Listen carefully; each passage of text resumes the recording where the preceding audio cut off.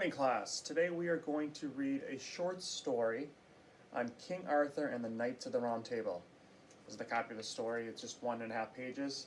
If you do pick up your materials this week at school, this story will be in there, but I'll also attach a copy of this story on my Google Classroom as well. But today I'm going to read it for you. So I would recommend watching the video a couple times, getting all the key stories, elements of the story. Okay, again, King Arthur and the Knights of the Round Table. Arthur waited in line to try and pull the great sword from the stone. He had no idea that King Uther, who had just died, was his real father. He had no way of knowing that he was the true heir to the throne. His turn came. He gripped the huge sword, glittering with shiny metal and jewels, and slid it from the stone scabbard. That was proof that England needed. Arthur was crowned king. Long live the king. Arthur ruled England with the guidance of his longtime guardian, Merlin the magician. He was brave and loyal knights Lancelot, Gawain, and many others.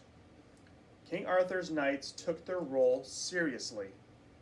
They promised to abide by a code of rules. They promised to act bravely with honor.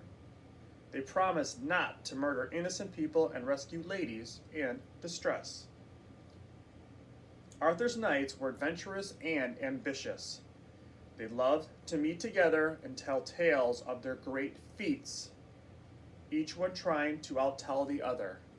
Sometimes the competition between the exaggerating knights got to be too much. So Arthur, being a wise leader, came up with a solution. Into the meeting hall of the Camelot Castle, he moved the huge round table that his wife, the lovely Lady Guinevere, had brought as part of her dowry.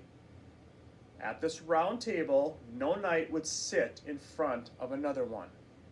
No one would have an advantage or a favored position. Everyone would be equal at this table.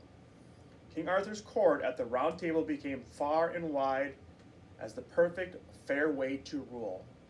Every knight aspired to become a knight of the round table and enter the meeting hall at Camelot to the fanfare of his own clanking armor.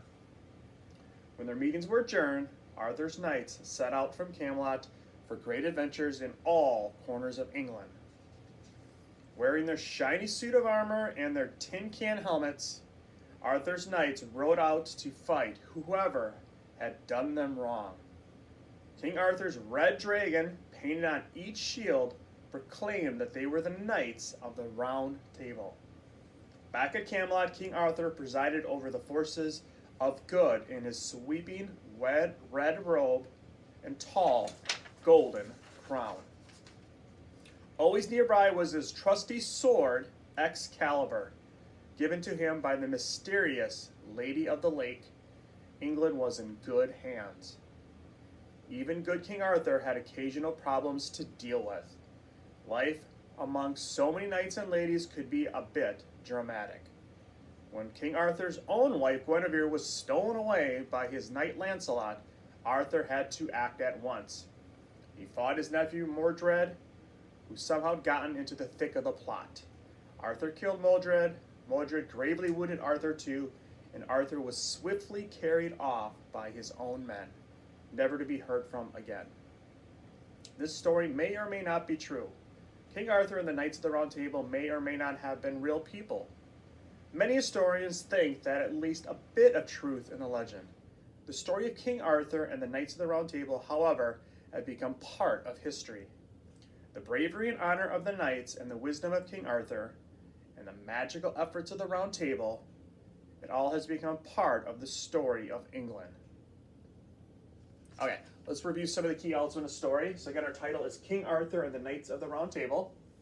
Our main characters from this story are Arthur, who would be king, Guinevere, who would be his wife, Lancelot, who was one of his most trusted knights, and Merlin, who is a magician or a wizard, if you will.